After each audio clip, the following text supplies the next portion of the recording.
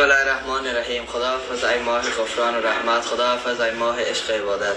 استشمام عطر ماه رمضان را از پنجره ملکوت رمضانی تولد وجود پاکتان را از صد شکر کینامت و صد حیف که آن رفت.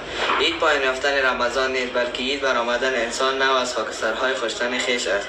رمضان کوره ای است که هستی انسان را می سوزاند و انسان نو با جان تازه از آن سر در می آورد.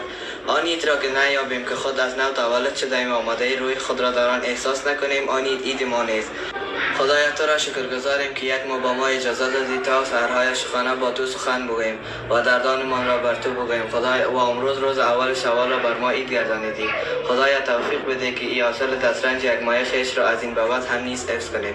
من سیاه مترم صنف 11 الف لیسه عالی خصوصی شمس لندن اکادمی نمایندگی کارتینم ضمن عید سعید فطر را تبریکی گفته و از خداوند متعال خواهانم که این عید را با تمام خوشی‌های آن همراه با فامیلتان یکجا تجلیل نمایید.